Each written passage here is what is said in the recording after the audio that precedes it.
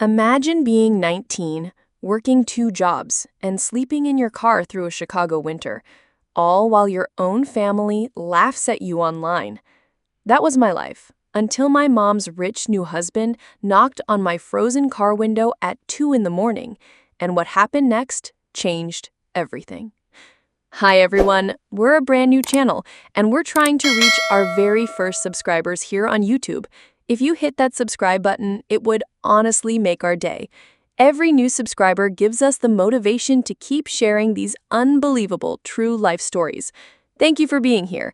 We'll be so happy to have you as part of our very first community. Okay, Reddit. This is going to be a long one. My name is Emma Carter. I'm 19 years old, and I never thought I'd be writing my life story online for strangers. But after everything that's happened, I feel like I need to pour it out somewhere or I might just explode.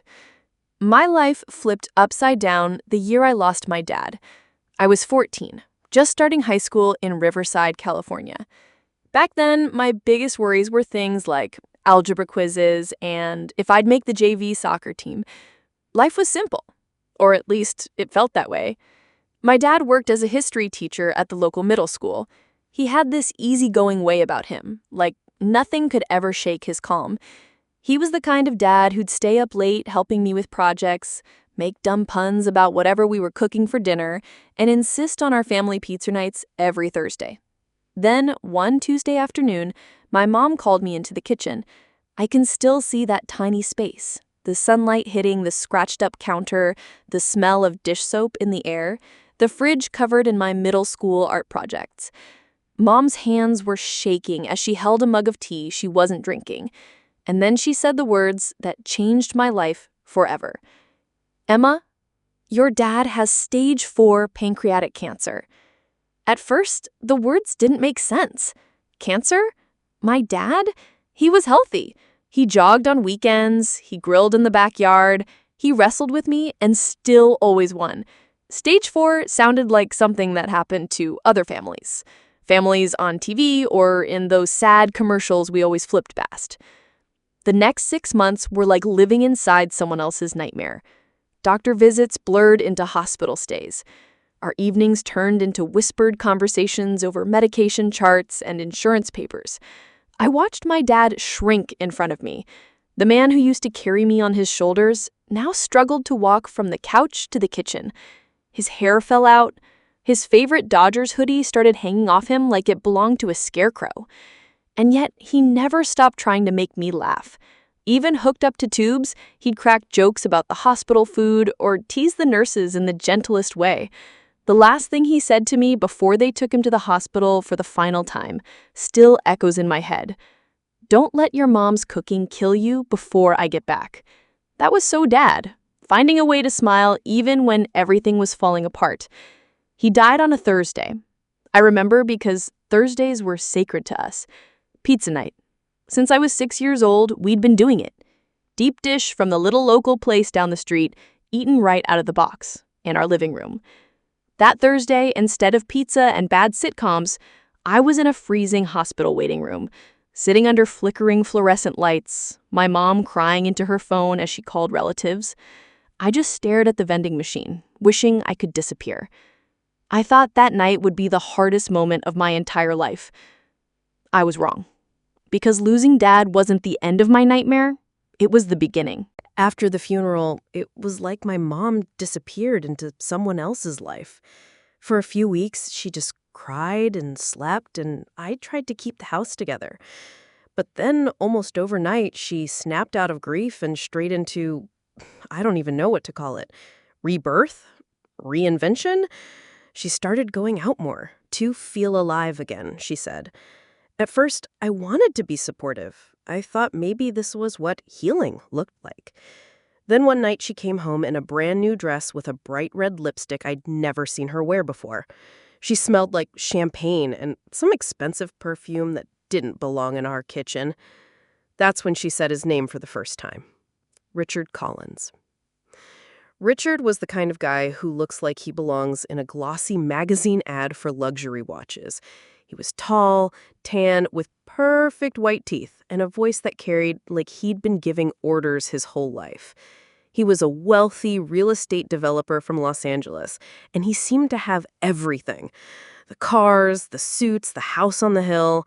Mom was starry-eyed, like a teenager with her first crush. Within months, he was everywhere. He'd pick Mom up in one of his shiny cars, a silver Mercedes or a black Range Rover, and whisk her away for weekend getaways.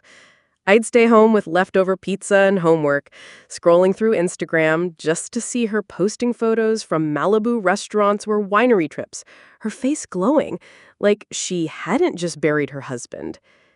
Less than a year after Dad died, Mom married Richard. I wasn't even part of the wedding planning. One day, she just dropped a box on my bed with a pale pink dress inside and said, "You'll look so cute as a junior bridesmaid." That was how I found out she was engaged. The wedding was at a luxury resort in Laguna Beach, complete with white roses, a string quartet, and champagne towers. Richard's world was something out of a movie. Flawless, expensive, and cold. His friends smiled at me with that look adults give stray dogs. Pity, mixed with judgment. I spent most of the reception hiding in the bathroom, scrolling through pictures of Dad on my phone, wishing he could see how fast life had moved on without him. After the honeymoon, things got worse. Mom told me gently, like she was offering me a gift, that it would be better for everyone if I went to stay with family in Chicago. Richard's house apparently wasn't set up for teenagers.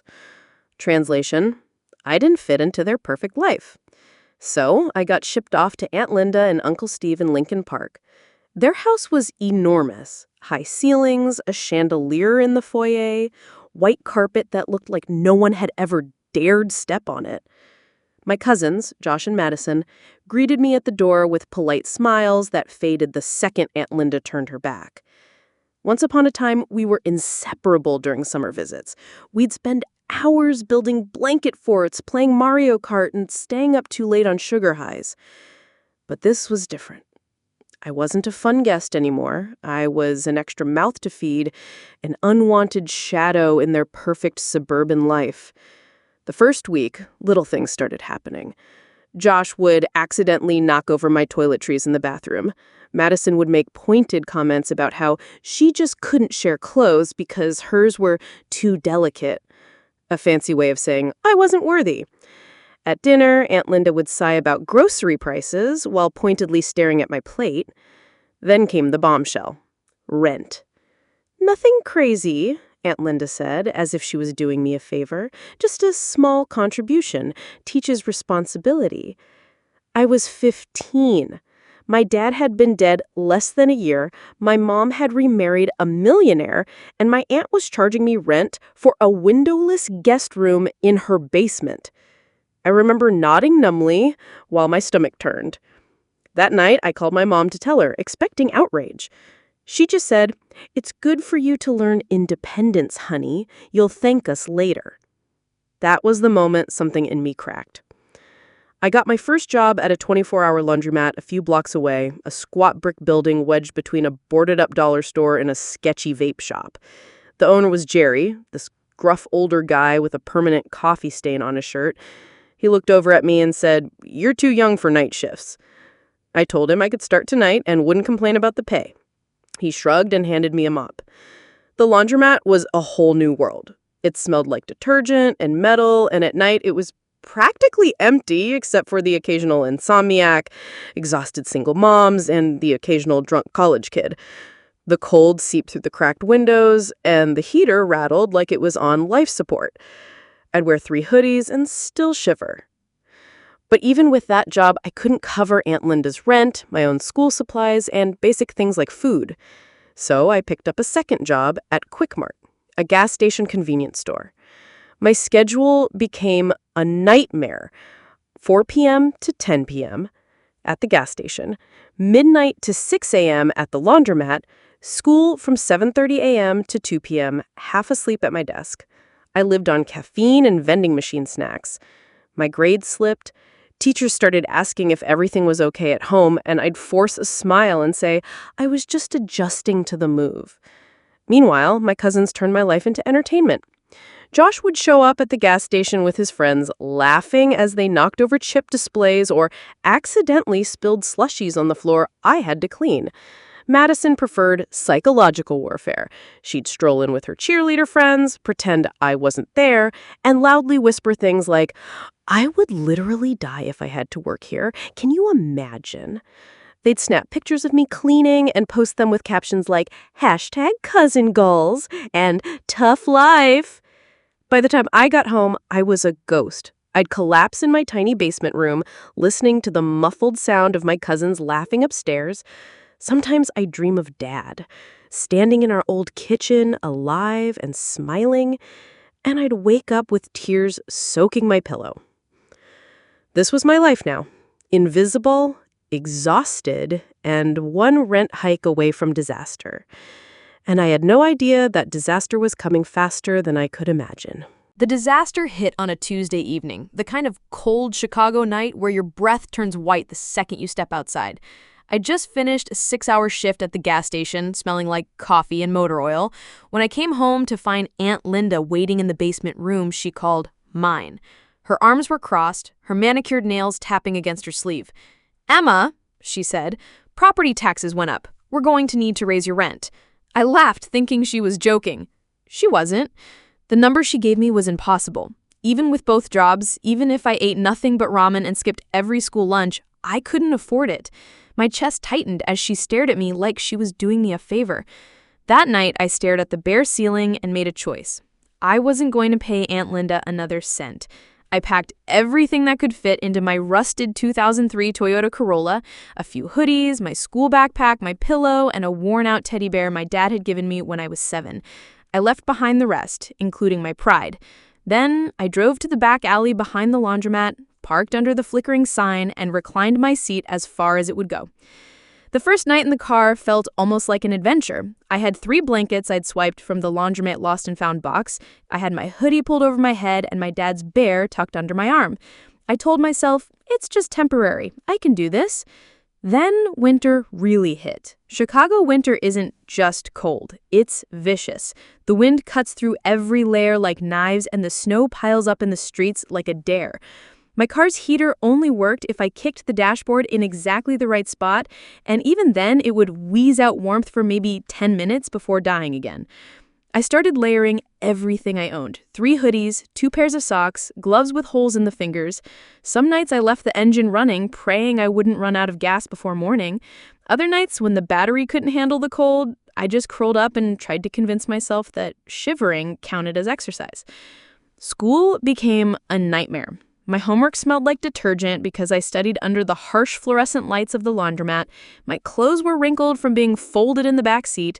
I rotated the same 3 outfits until even the teacher started giving me pitying looks. When I nodded off in class, rumors started flying. Someone taped a paper to my locker that said, "Washer girl," and my classmates started leaving quarters on my desk like it was a joke. But the worst humiliation came from my own cousins. Josh started making TikToks called My Homeless Cousin, filming my life like it was a reality show. He caught footage of my frost-covered car, me brushing my teeth in the laundromat bathroom, even me changing my hoodie in the back seat one morning. Madison added sarcastic commentary, "Look at her grind, #hustle life, #car goals." The videos went viral in their little rich kid bubble.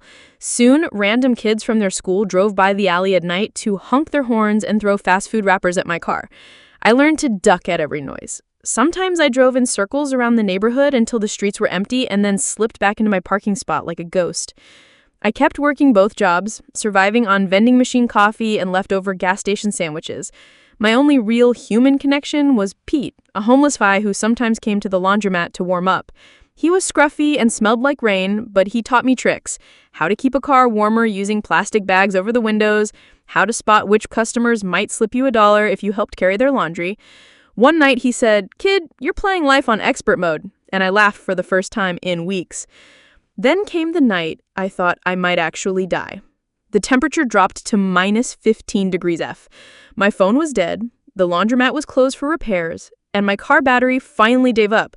I could see my breath freezing into little clouds as I sat there, wrapped in every blanket I owned, hugging my teddy bear so tight my arms hurt. I thought about my dad. about how proud he used to look when I brought home an A on a math test, about how he promised me I could be anything I wanted to be. I whispered, "I'm trying, Dad," but my teeth were chattering so hard it barely came out. Then, knock knock. At first, I thought I was hallucinating, but when I wiped the frost from the window, there he was. Richard Collins, my mom's rich husband, standing in the snow in a black wool coat like he had just stepped out of a magazine.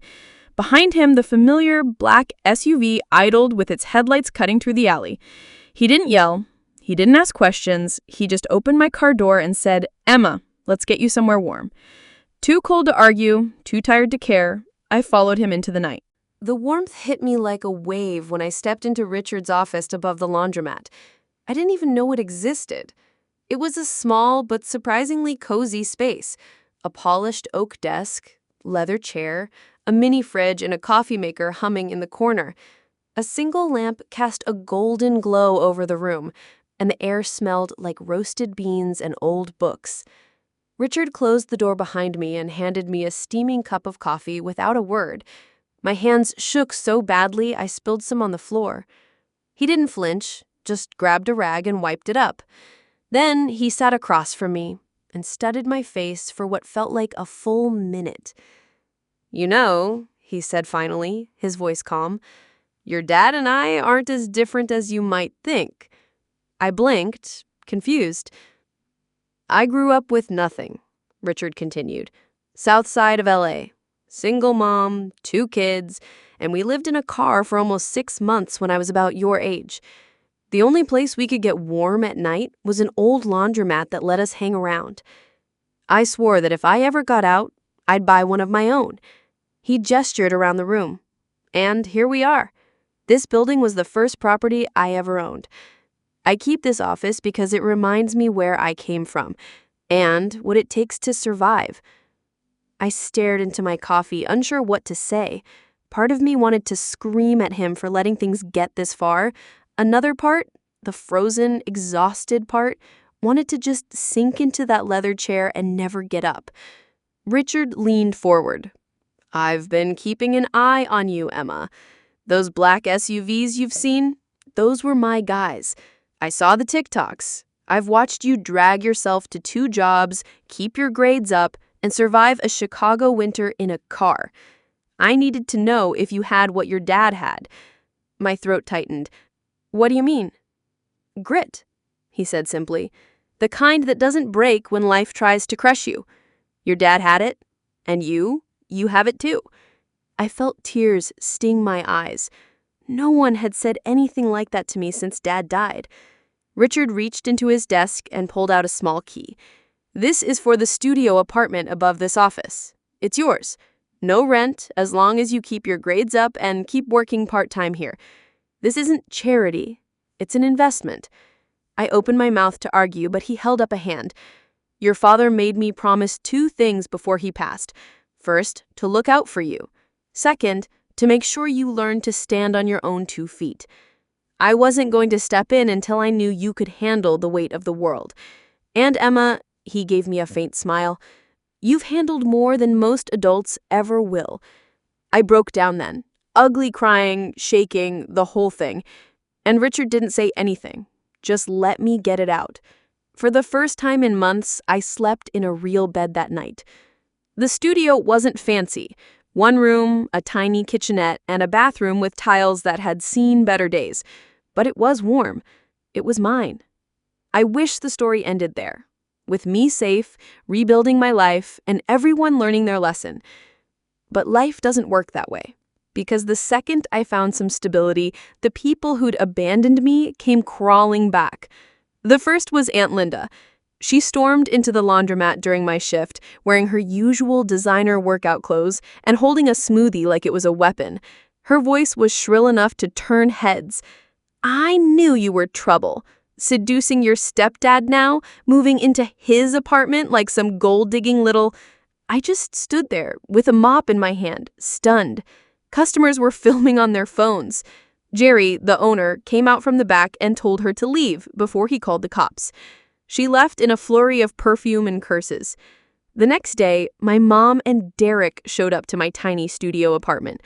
Mom's eyes scanned the space, and her first words weren't, "Are you okay?" or "I'm sorry." They were, "Oh, honey, this is quaint." Derek hovered by the door like poverty might stain his loafers. Mom started circling the room like a shark. She said, "We've been hearing things about you and Richard. I know what you're doing. It's clever, really clever. Playing the poor, abandoned niece, getting close to him. I'm sure he's promised you something." It took me a second to realize what she was implying. "You think I'm trying to steal his money?" I asked, my voice flat. She didn't answer. She didn't have to. Something inside me snapped. Months of sleeping in a freezing car, months of humiliation and hunger, months of wondering if my mom even remembered she had a daughter. It all boiled over. "You shipped me to Chicago like I was a piece of old furniture that didn't match your new decor. I worked 2 jobs while your sister charged me rent. I slept in my car while you were posting yacht photos. And now you show up here because you're scared I might get something you think should be yours?" Mom's face went hard. Derek cleared his throat, trying to play the authority figure. "Now listen here, young lady." "No," I said. My voice was steady now, stronger than I felt. "I'm not you. I'm not here for anyone's money.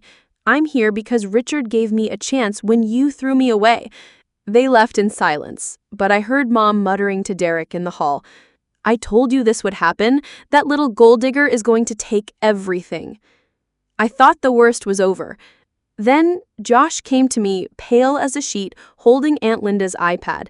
He'd found messages, hundreds of them, between Aunt Linda and Derek.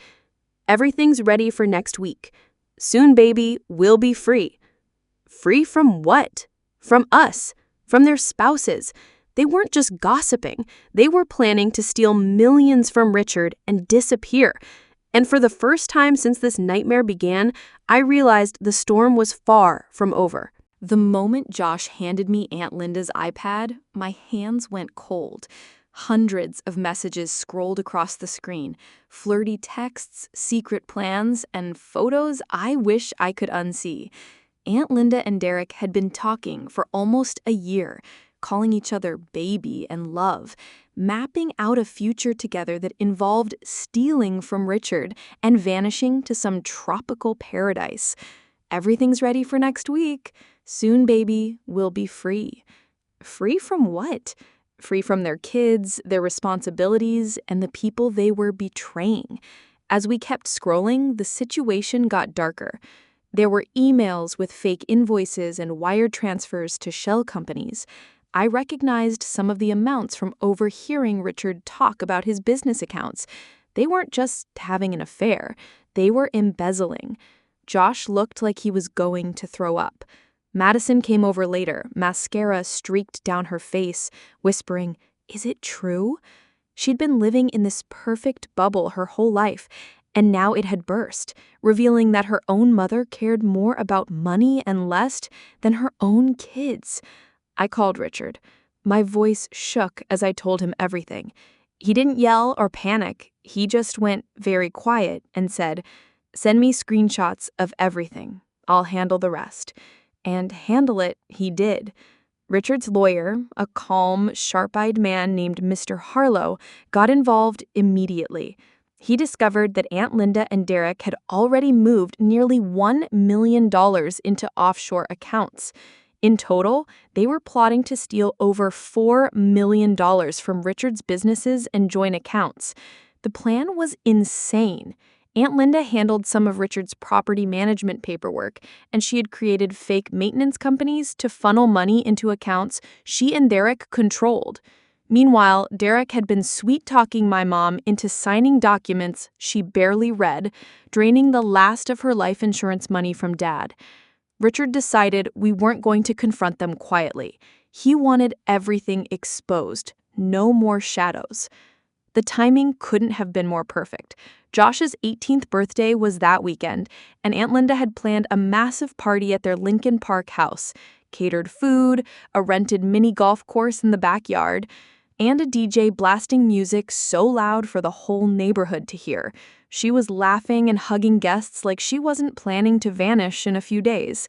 Richard and his lawyer arrived uninvited, carrying a thick folder of evidence. I will never forget the look on Aunt Linda's face when she saw them. A flicker of panic, quickly replaced by a tight smile. "Richard, what a surprise!" "Family meeting," Richard said, his voice like ice. He gathered everyone, family and a few stunned guests, into the living room. Madison clutched my arm. Josh stood stiff as a statue. Mr. Harlow began laying documents on the coffee table. Bank statements, forged invoices, offshore account details, and finally printed screenshots of those incriminating messages. He read a few aloud. The room went silent except for Aunt Linda's sharp inhale. Then came the recording. Richard had hired a private investigator weeks ago when he started suspecting something. He played the audio of Aunt Linda and Derek laughing about their plan, calling Richard stupid, and saying I was just a pawn. My mom froze. She didn't move, didn't blink, just stared at Derek like she was seeing him for the first time. The screaming started almost immediately. Mom launched herself at Derek, hitting him with her heavy designer purse while yelling words I didn't even know she knew. Aunt Linda tried to run for the door, but 2 FBI agents were already waiting outside. One of them stepped in and said in a calm, almost bored voice, "Linda Parker, Derek Mills, you are under arrest for wire fraud and embezzlement." The sight of them in handcuffs was surreal. Derek shouting, "This is a mistake, I can explain." Aunt Linda crying, "You ruined my life." But neither of them even looked at their kids. Josh turned his face away. Madison started shaking. As the agents led them out, my mom crumpled into a chair. It hit her all at once. She had lost everything. Derek had been using her for money and access. She'd ignored her own daughter for a man who planned to rob her family and run. The weeks after the arrest were chaos. The FBI found even more evidence: fake passports, hidden accounts, and years of small thefts Aunt Linda had been pulling under everyone's noses. Mom checked into therapy and a recovery program, not for drugs or alcohol, but because she needed to face her choices and the grief she had buried under luxury and denial. Josh and Madison moved into my tiny studio apartment for a while. It was cramped. 1 futon, 1 bed, and a single bathroom, but for the first time, we felt like a real team. They got part-time jobs at the laundromat. Madison turned out to be great with customers when she stopped being a mean girl, and Josh discovered a knack for fixing machines. He actually repaired the industrial dryer that had been broken for months. Richard didn't just forgive me for the months I'd spent in the car, he took me under his wing. He said, "You've proven yourself 100 times over. You're not a victim anymore. You're family." Now I manage the laundromat office. I'm taking business classes at the local college. I fall asleep in a warm bed every night. And sometimes I wake up just to appreciate that I'm safe. We even visited Dad's grave together. Me, Mom, Josh, and Madison. We brought flowers and promised him we were going to be okay. In a strange, twisted way, losing everything gave me a better family than I ever had before. Aunt Linda and Derek are in federal prison now, serving long sentences for fraud and embezzlement. Mom is rebuilding her life slowly, this time with her eyes wide open.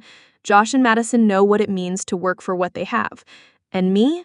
I'm stronger than I ever imagined. I look around my life now, the laundromat office, the little studio that feels like a palace compared to my car, and I realize I didn't just survive, I won. Thank you for watching my story. If it hit you in the heart or kept you listening all the way through, please support our brand new channel by subscribing. Every single new subscriber makes us so happy and helps us bring you more unbelievable true life stories. Leave a like if you enjoyed it and share in the comments, what would you have done in my place? We read every comment and your support means the world to us.